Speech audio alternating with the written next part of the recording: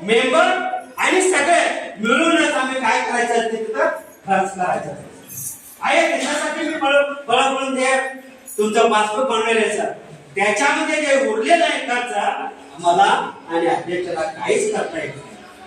हे जर खर्च करायचं असेल तर डीडीबाई मंजुरी पाहिजे, खालचा बीओ साहेबांचा मंजुरी पाहिजे, त्यावेळेस याचा पैसा काढता येतो किंवा काढता येत नाही. हे प्रोसेसर असताना फक्त या पैशाचा फक्त गव्हर्नमेंट आपण काय करत आहे, व्याज भरत आहे. सरांनी म्हटलं व्याज भरत आहे सर, या पैशाचा आपण काही खर्च करता येत नाही सर. तरी सुद्धा आम्ही डीडीपीला किंवा बीओ साहेबांना एक विनंती दिलेली आहे, काय म्हणून लेटर दिलेलं आहे. पुढच्या वर्षी आमच्या शाळेचं सुवर्ण महोत्सव होणार आहे, त्या दिवशी सुद्धा आम्हाला कलर करून घ्यायचा एक निधी म्हणून मंजूर करा म्हणून आपण लेटर दिलं आणि ते लेटर सुद्धा ते आमच्या बीओ साहेबांकडून 20,000 रुपये सँक्शन झालेले आहेत.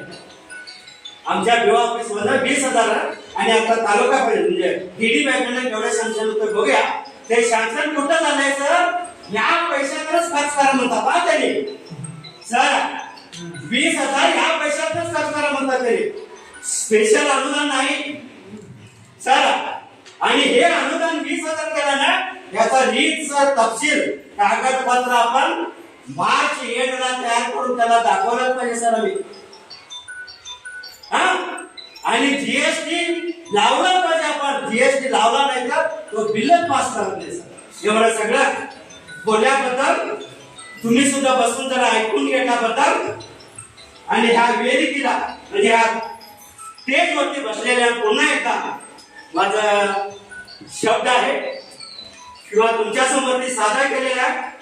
आमचे शिक्षक आणि आम्ही तुमच्या समोर सतत आम्ही तुम्हाला मदत करणार आहे आणि आपली शाळा चांगली करण्यासाठी इथं आलेला आहे. आणि एवढं बोलून माझा एक छोटासा 2 गोष्टी करून तुम्ही ऐकून घेतला आणि ऐकून गेल्याबद्दल मी धन्यवाद म्हणून माझं इथं छोटासा एक 2 वाक्य संपवतो.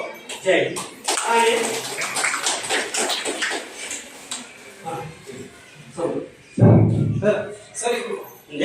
सर आम्हाला इथं जेवण बनवायचं असेल तर आम्हाला लेडीज लागणार. आमच्या शाळेत 2 लेडीज उपलब्ध आहे सर. त्यांचं पेमेंट खूप कमी आहे, त्याच्यामुळे दुसऱ्या लेडीजला यायला तयार नाही. कारण जेवण तिकडं येतंय हे आता आम्ही म्हणाले की खराब येतंय. फक्त खराब येतही नाही, इथं बनवायची आमची इच्छा आहे झाली ती मीटिंग, पण पेमेंट कमी असल्यामुळे लेडीज आला तयार. त्यांचा पेमेंट वाढवण्यासाठी काय प्रोसिजर आहे का ते जर असेल तर एक पॉईंट घ्या आणि आमचा कारण ते जर जमतं आमच्या मुलांना चांगलं जीवन सराने आणा सापडकर आणा विचार. हे सर आता व्यक्तीला बसले बघा सर, व्यक्तीला बसलेले आहे त्यांनी मात्र काय करू शकतात आम्हाला अनुदान व्यवस्थित मुलांना पोहोचवायला त्यांनी अक्षरदासो जेवणाचं व्यवस्थित व्हायला की नाही. आणि हेच करण्यासाठी दुसऱ्या दिवशी प्रत्येकाच्या घरी घरी जाऊन भेटी देऊन आले. हे सर हे तेवढं हे सगळं पगार घेण्यासाठी किंवा पगार देण्यासाठी आमचा बीओ बसलाय तिथं, डीडीपी बसलाय आणि त्याच्या वरचा जॉईंट डायरेक्टर बसला आपल्या बेळगाव जिल्ह्यामध्ये. या तिघांनी जर व्यवस्था केले तर त्यांचा पगार वाढू शकतो. आणि आणखी काही ह्याच्यामध्ये जास्तीत जास्त प्रेशर कोणाचा असावा, या साहेबला हेपाळकर मॅडम आहे, आमदार आहे, अशा लोकांनी तो प्रश्न उभे केला तर एक पेमेंट त्याला जास्त होऊ शकतो. तो सगळ्यांचा नको, आम्हाला आमच्यासाठी सरासना विचारतो. आम्हाला बाहेरच्यांचा नको आहे. मॅडमकडे गेलो तर पुऱ्या आमदार इलाकेचा होईल. आमच्या शाळेचा प्रश्न सॉल्व्ह करायचा, आम्हाला सरांचं विश्लेषण पाहिजे कशा पद्धतीने करता येईल फक्त आम्हाला गाईडन्स द्या, पुढे आम्ही कधी बघू. कसं आहे गव्हर्नमेंटकडनं 3,000 ते 800 रुपये त्यांचा पगार केला. त्याचे मुद्दा होते की मिनिमम 5,000 तरी द्यावं. मग 6 महिन्यांच्या अगोदर त्यांना पण 5,000 स्ट्राईक पण केलेले तरी मिनिमम 5,000 तरी व्हावं. काय गव्हर्नमेंटमध्ये काय थोडंसं थांबलंय जातं, त्यामुळे त्याचा आता जो सिनियर आहे त्यांना 3,700 जो ज्युनियर आहे ना 3400 असतात तेवढंच आहे सर. ते वाढ असं म्हणलं तर जास्त व्हायचं या कमी व्हायचं ते आमच्याकडे नाही आहे. तरी पण तुम्ही जो सांगायचा मुद्दा ते मी लिहू शकते का आता जर रांगाले तुमचं सकाळी 8-9 ला या झाला आले तर संध्याकाळी 4 वाजेपर्यंत 6 वाजेपर्यंत असते. मग त्याला दुसरं काम पण करता येत नाही, दाखला पण येत नाही, दिवस गेला असतात. त्यामुळे काय होते त्याला 3400 रुपये त्याचं पोट होते. जो तुम्ही सांगितलं सूचना दिल्या ते योग्य आहे, त्याच्याबद्दल नाही ते मी लिहून घेतो. कारण हे त्याला पण वाढ व्हावं. कारण की फक्त रामाले राहताना त्याला जर 3400 मध्ये काय होणार आहे सर? त्यांच्या पेमेंटवर आमच्या मुलांना चाचणी आणून मिळेल ही आमची इच्छा आहे. पण म्हणजे त्याच्या मागचा उद्देश तो आहे, आम्हाला पेमेंटचे पेमेंट नाही. बरोबर आहे. त्याचं पेमेंट वाढलं तरच तिथे कोण येणार. प्रश्न कसा आहे 3500 ला कोण येणार आहे? मग ते 5000 जरी मिळून झालं तर कोण येणार नाही. त्यासाठी त्याचं पेमेंट वाढलं तर ऑटोमॅटिकली ते पण होईल. आणि तुम्ही एसडीएमची कमिटी तुम्ही निर्णय घ्या की आता किती दोघं आहेत ना, दोघं आहेत. आता ऍक्च्युली पट्ट्या संख्येप्रमाणे 14 पाहिजे. मग तुम्ही काय करा आणि दोघांना मग तुम्ही पंचायतला एक नोंद द्यावं लागते, नोटिफिकेशन द्यावं लागते. कोण जर इच्छुक असेल तर त्यांनी अप्लिकेशन घालते. नंतर तिथे निवड होते, म्हणजे ते कॅटेगरी वाईज होते, निर्वाचन म्हणजे एक रूल्स आहेत. त्या रूलप्रमाणे त्यांना ऐके होते, म्हणजे निवड करते. निवडून तुम्हाला पंचायतला स्कूलला त्यांनी हे अलॉटमेंट करते. त्यानंतर ते काय होते जे इथे कामाला येते ना त्यावेळेला तुम्ही म्हटलं एसडीएमची तुम्ही निर्णय घेऊन आम्ही इथं राहायचं म्हणून असं निर्णय घ्या. त्यानंतर अक्षरदास हेड आहे टीपीला, मग त्याला तुम्ही रिक्वेस्ट केला तर मग त्यांनी काय करते तुमचं एक एसडीएमसीचं एक अकाउंट काढलं तिथे एसडीएमसीचं एक अकाउंट करते. त्या अकाउंटला तुम्हाला फंड रिलीज करते. तूर डाळचा म्हणजे जो राशन तांदूळ डाळ आणि तेल हे 3 एवढंच त्यांनी सप्लाय करते. बाकीचं सगळं तुम्ही तिथं खरेदी करावं लागते. तुम्हाला ते फंड देते. तुम्ही करू शकता काय चांगलं. कारण तुम्ही म्हटलंय का इथं जर आणलं का नाही गरम गरम योग्य मिळते. थोडंसं काही नाही तर चांगलं असं करू शकता तुम्ही निर्णय घ्या.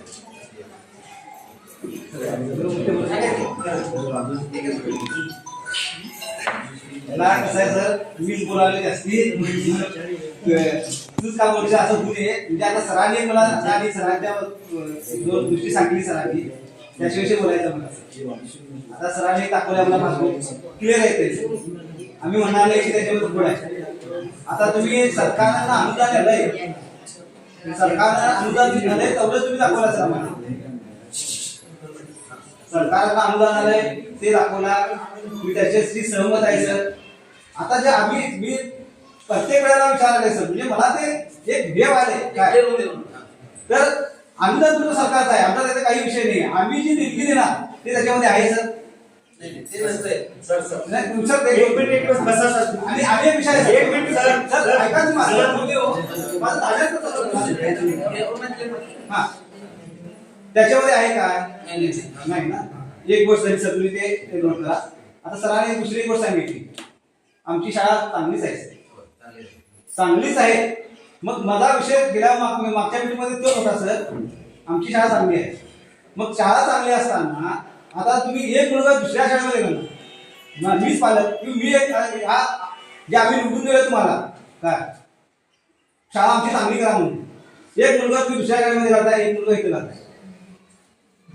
माझा विषय होता सर हा मुलगा म्हणजे आता तुम्ही सांगितलं की काहीच येत नाही त्याला, त्याच्यामध्ये त्याला काहीच येत नाही, त्याला इथं घाला.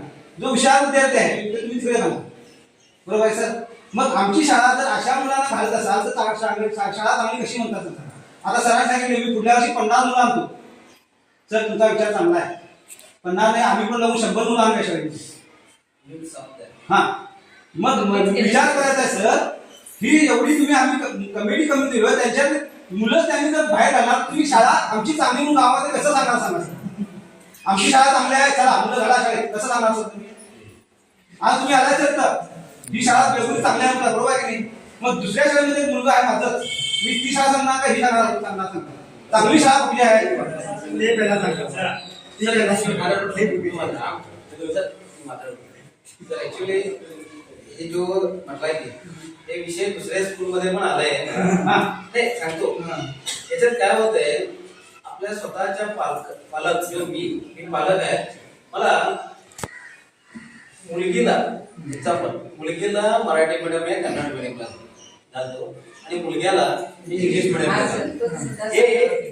हे का होतंय, स्वतःच्या पालकांच्या विचारमुळे. स्वतःच्या पालक विचार करायला पाहिजे की इंग्लिशला तर इंग्लिश घाल, आम्हाला शिकवायचं. आणि ऍक्च्युअली त्याच्यात काय होतंय, तारतम्य म्हणतात ना, एक मुलगीला एक दृष्टीने बघायचं, मुलग्याला एक ऍक्च्युली फरक थोडं बघतात ना. ते त्यांना अवलंबून, कारण की आम्ही ते विचारू शकत नाही की तुझ्या मुलग्याला तू मराठीला घालला की कन्नडला घाल. त्याची इच्छा जर एक पहिली त्यांची इच्छा जर मुलगीला मी 10वी पर्यंत शिकवलं, 12वी पर्यंत शिकवलं, उद्या आम्ही लग्न करू, असा विचार असते.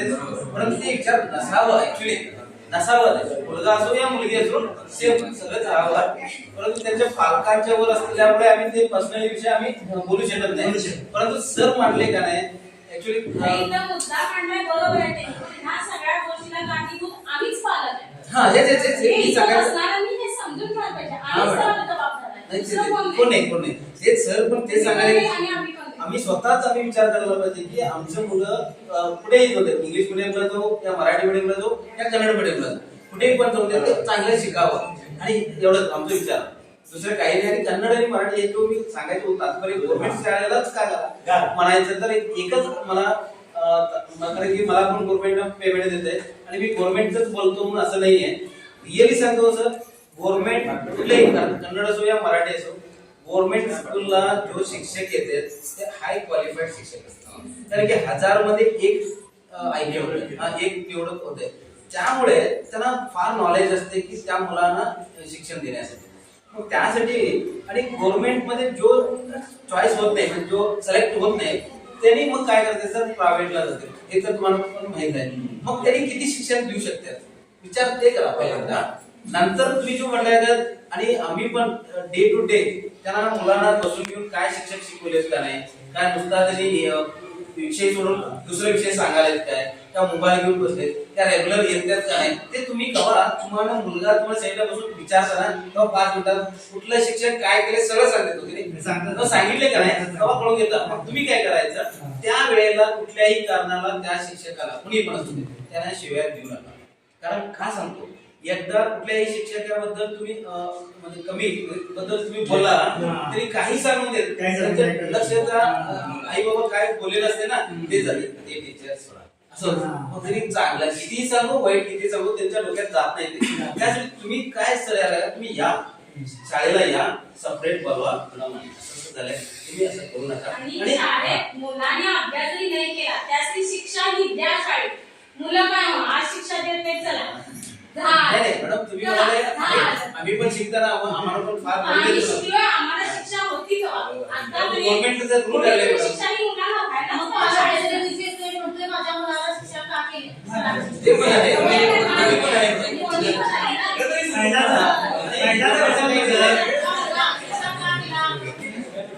आहे. पहिला सांगतो, पहिला मोबाईल नव्हते, मुलं शांत होती. आता मोबाईल पासून आता मारला नाही, हे राडीचे मला का मारला सरळ म्हणतात. मग मॅडम कसा हात होणार सांगा मला.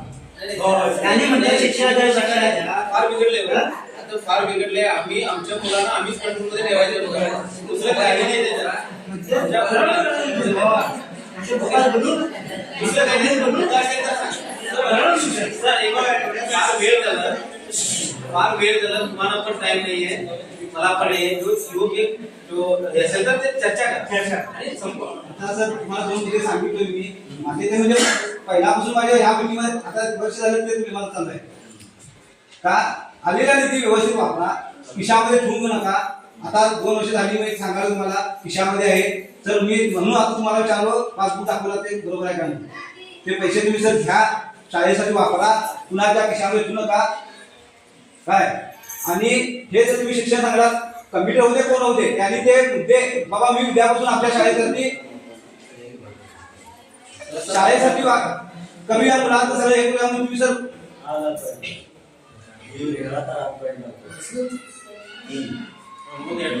बोला ना. आम्ही सगळे मिळून कमिटीमध्ये कोण नव्हते मी बाबा त्या शाळेमध्ये मुलगा पाठवणार नाही. मी वारंवार सांगावलं कमिटीच्या इथे मी सत्ता आहे मी कमिटीच्या माणसांना सांगू माझा भाऊ पण आहे इथं. माझ्या भावानं पण मुलगा काढलाय. मी म्हणतो तुम्ही तसं जर काढत असाल तर शाळा दिसणार कशी सर. मी म्हणतो तुम्ही या करा दुसरी माणसं करू दे का आम्हाला शाळा उघड द्यायची आहे सर. मुलगा घालायचा मुली घाला मुलं तर नाही मला जो विषय म्हटला ना हे पर्सनल असल्यामुळे माझं सर आम्ही दुसऱ्याच माझा आहे ना आमची शाळा चांगली व्हायला पाहिजे तर मी हे सांगतो शाळा पुढे जाऊ द्या. पुढे जाऊ दे. एक मुलगा तुला एक मुलगा तुम्ही सांगायला आम्ही सर कसं त्यांना सांगा मुलाची शाळा चांगली आहे तुम्ही आणू शकता का मुलांना ओळखून चला माझ्या ह्या शाळेमध्ये घाला म्हणून आणू शकता. तुम्हाला आम्ही अधिकार दिले सर काय म्हणून बाबा आमची शाळा चांगली करा शाळा सुधारणा कमिटीने तुम्हाला पुढे केलेलं आहे. आमच्या हातात होत नाही तुम्हाला मी दिलेलं आहे. तुम्ही जर मी तिकडे घालतो मी तिकडे करतो हे नाही आहे. 2 वर्ष आहे तुमच्याकडे 2 वर्षामध्ये व्हायला पाहिजे. मुलं आता आमची संपलेलं आहे संपलं माझं सर मी येईन परत शाळेमध्ये नाही बरोबर आहे ना. माणसाचा कसं आहे जो टाइम मिळतोय वेळ का माणसाला मिळत नाही बरोबर सर त्या वेळेला करायला पाहिजे ते. आणि सर तेच म्हणतो मी ते पैशाचा करावा तुम्ही मला तर ते आहेत नाही तर नाही सांगा सर. मी सांगतोय कसं सर आणि एकदा त्या सरांनी बोललेलं मला जरा उत्तर सांगायचं आहे किंवा बोलायचं आहे.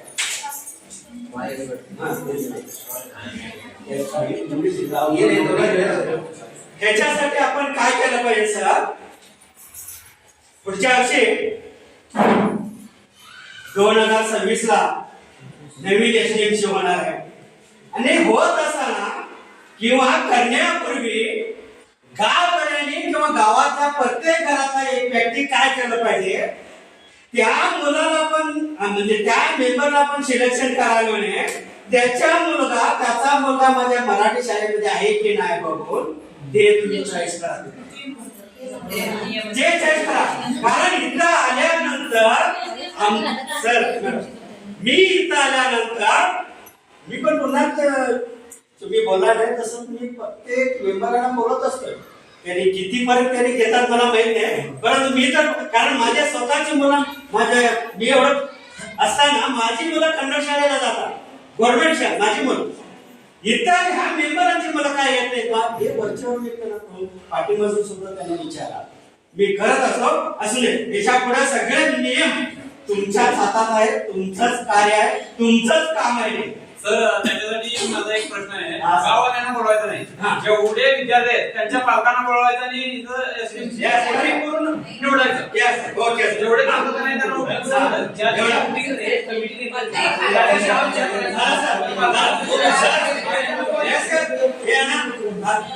तुमच्या म्हणण्याप्रमाणे आपण करूया आणि तुम्ही पुढच्या वेळेला मीटिंगला येत असताना ज्या वेळेला एसटीमची रचना होत असते ज्या वेळेला एसटीमची मीटिंग होत असते त्या वेळेला हा मुद्दा तुम्ही काढून घेऊन या तुम्ही आता संपूर्ण तेव्हा आम्ही राहतोय किंवा मिटिंगला आलो नाही काय पण होत आहे तर ते तुम्ही आता लिहून ठेवायला पाहिजे. कमिटी ठरवायचं नाही जे मला ठरवा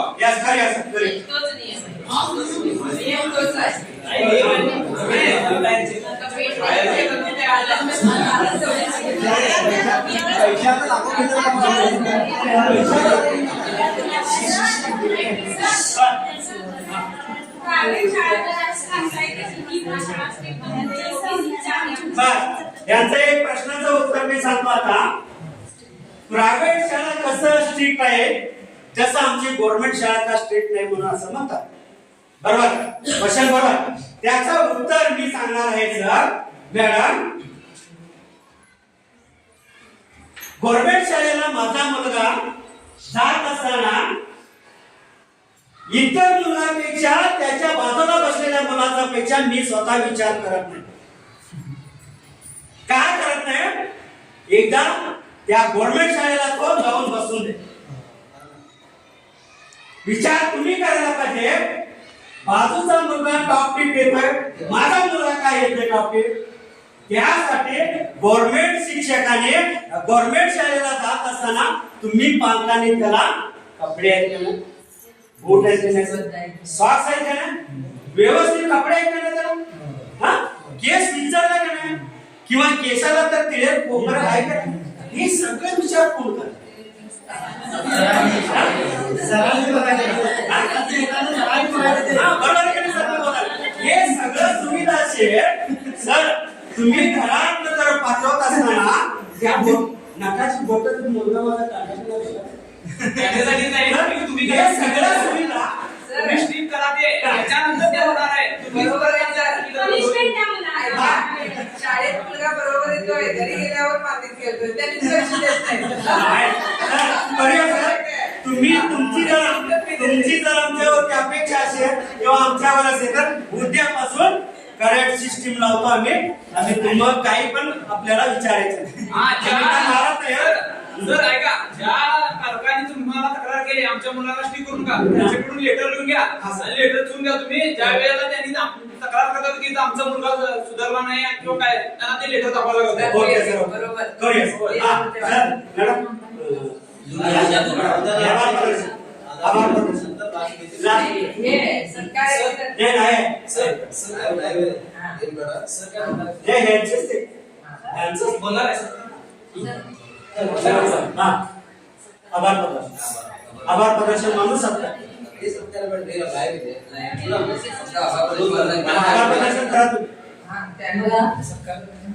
या ठिकाणी पालक, शिक्षक, विद्यार्थी आणि आपल्याला लाभलेले संपूर्ण अधिकारी श्री रायप्पा सर, त्याचबरोबर मंजुनाथ सर आणि आपल्याला लाभलेले नोडल अधिकारी श्री मणिवार सर यांच्या उपस्थितीमध्ये शिक्षक आणि पालक त्याचबरोबर विद्यार्थी यांच्यामध्ये भरमसाठ चर्चा झालेली आहे.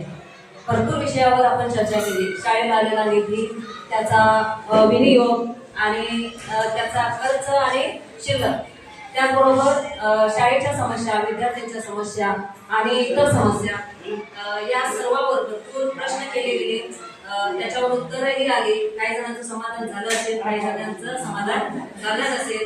विद्यार्थ्यांना कसं पाठवावं आणि कसं पाठवू नये याच्यावर सुद्धा सरांनी बरंच संभाषण केलेलं आहे. आणि या सर्वांनंतर आता शेवटचा एक कार्यक्रम उरलेला आहे तो म्हणजे आभार. त्यासाठी मला एक सुचलेलं आहे. थोडक्यात मी ते सरांसाठी लिहिलेले असतात. अखंड राहतील शिरावर तुमचे चांगले विचार, अखंड राहतील शिरावर तुमचे चांगले विचार. शब्द सुमनाने मी सर्वांच्या वतीने तुमचा करू इच्छिते सत्कार. तुम्हीही सरकारी, आम्ही सरकारी, तुम्ही सरकारी, आम्ही सरकारी, एकमेकांना सहाय्य करू, होऊ एकमेकांचे उपकारी. तुमच्यावरही आहे सरकारी नोकरीचा भार आणि आमच्यावरही आहे सरकारी नोकरीचा भार. पुन्हा एकदा मानते, सर्वांमध्ये तुमचे मी आभार.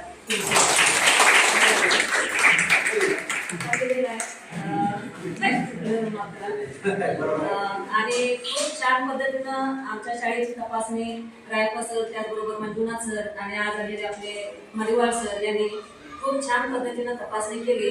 शाळेचा शैक्षणिक विकास, मुलांचा शैक्षणिक दर्जा, शिक्षकांचा दर्जा, गावातील पालकांच्या काही मुलाखती घेतल्या आणि शाळा, शिक्षक, पालक आणि शिक्षणाचा दर्जा याविषयी बरीच चर्चा केली.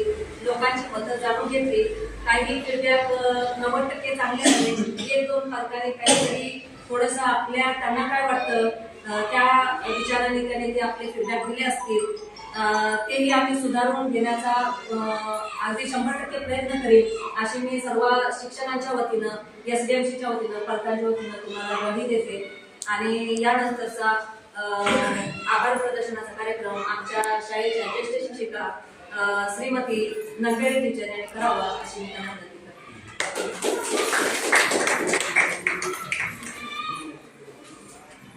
उपस्थित सर्वांना नमस्कार.